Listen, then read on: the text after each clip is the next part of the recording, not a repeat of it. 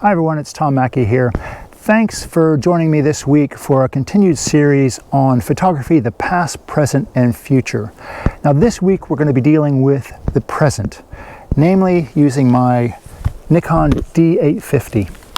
So we're going to set up on the same scene that we did last week in the forest with the bracken in the foreground with these vertical trees, and we're going to try to keep the trees vertical. As you can see, as you know, with DSLRs, unless you have a perspective control lens, you can't do that when you shoot. So it has to be done in post, which I've had the PC lenses before, and I choose not to use them now because I can do it quickly in post in Lightroom. So it saves a lot of money on those lenses. So let's go ahead and get set up. I'm going to do a vertical orientation first. So let's just go ahead and clip this in. Now the same thing I did with the large format. I want to get all my levels, just make sure that they're level. I've got my spirit level here that I can see. That's nice and level. And I'm coming in with a 16 to 35 mil lens on this bracken. So I want to get those patterns in the foreground. Now, as I'm looking through here, I can see that the trees are going out like this because I'm tilting the lens down. That's changing the perspective of the image. Next, I want to do the same thing I did last week. I want to polarize this so I bring out all that really lovely green saturated color.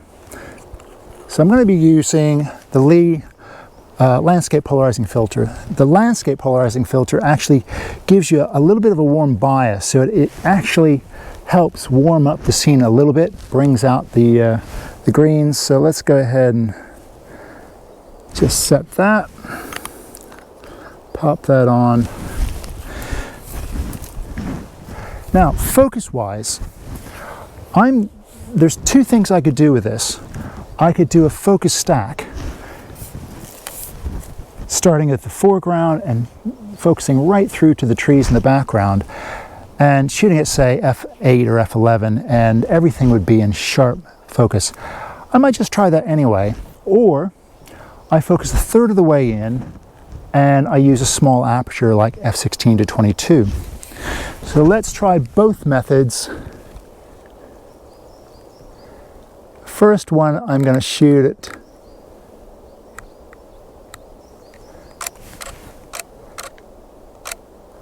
f18, and I've focused right about there, about a third of the way into the frame.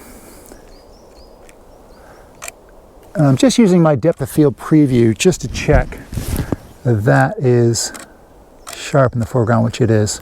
So that's giving me an exposure at ISO 100, roughly 1.6 seconds. It's not far off our exposure from last week. Now, there is absolutely no wind now. I wish I had this on the last shot that I did with the large format. But let's go ahead and check that exposure. Okay, I can see from the histogram I could actually expose this a little bit longer. So I'm going to increase my exposure time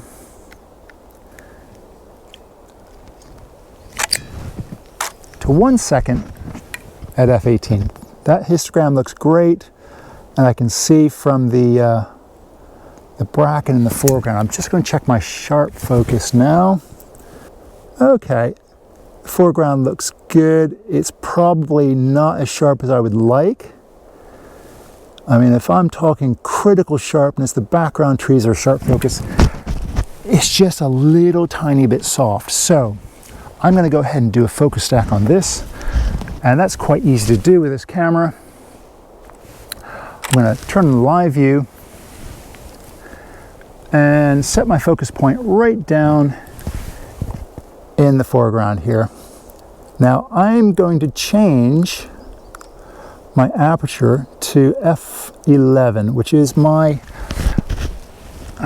it's between your optimal aperture of f8.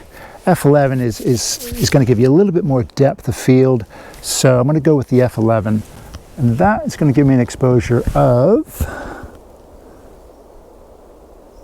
1.6 of a second. Okay, now I'm going to go into the menu and focus shift shooting. Turn that on. First, I'm going to take a picture of my hand. That will just show the separation of the series as when I go back into the office, I can see where my series is. So let's set that.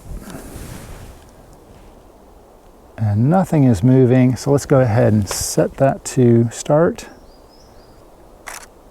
Okay, that's done about 8 or 9 exposures. Now I saw that the bracken was moving a little tiny bit, but when I use the Serene Stacker in post, I can actually correct that. Now let me just check. That looks fantastic. But as I said, now we have all the focus points, but the trees are not parallel. They're not completely straight up and down. They're kind of going out a little bit. So I'm going to have to straighten that up in post. So let's go back in the office and I'll show you how that's done.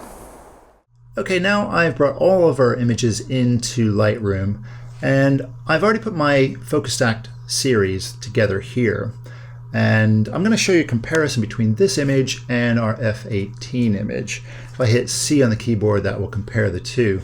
Now on the left we have our focus stacked image. I'm going to zoom in here so you can see the fine detail. And that at F11 is very crisp. But over here at F18, you can see it's not so sharp. It's just a little bit soft. It appears to be sharp, but it's just not as crisp as the focus stack.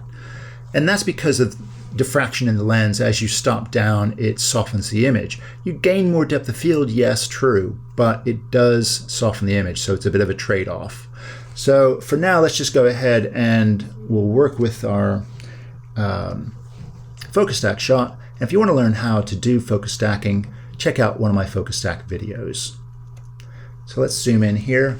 Now you can see I've got some grids up here already. The way I do that is go up to View, down to Loop Overlay and Grid, and that'll turn that grid on. Gives you a nice reference point. So we're going to go into Develop, hit D on the keyboard or up here to Develop.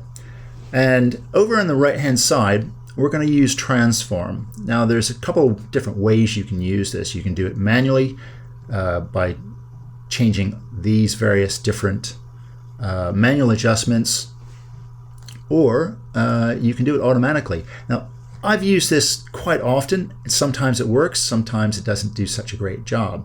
Let's just try this. Okay, it's not great because our horizon's kind of sloping here. The trees are still not very straight. So let's just come back out of that and try a different method.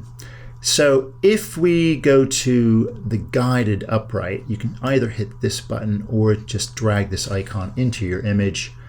And you can set various guides. So you can set your horizon, like so, and then your verticals.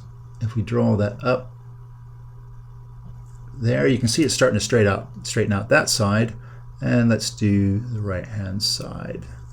Okay, the trees are really straight, but it's cropped a lot of our trees out. So I didn't really want to lose that many of our trees. So let's just go back.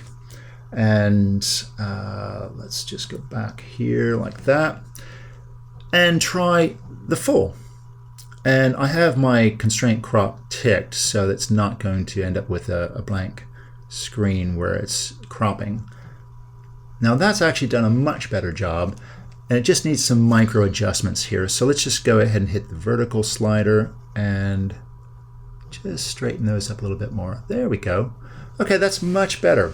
And you can play around with these. There's quite a lot you can do. You can do horizontal like that.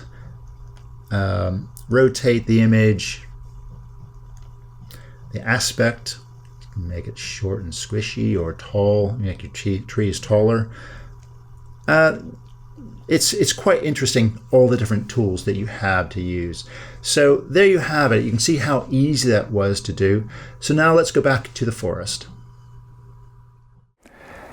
So there you have it. So you can see how relatively quick and easy it was to do the same shot using the present technology using a DSLR. I would say that my transition between film and digital was difficult, I must admit. I just couldn't get to grips with the learning curve.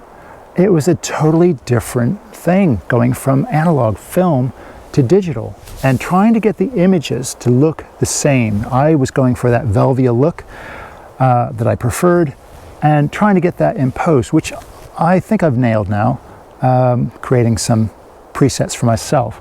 But I do love using a DSLR, and I haven't been convinced yet about going mirrorless. I think that's one for a future video. But for now, let's go ahead and we'll wrap this up.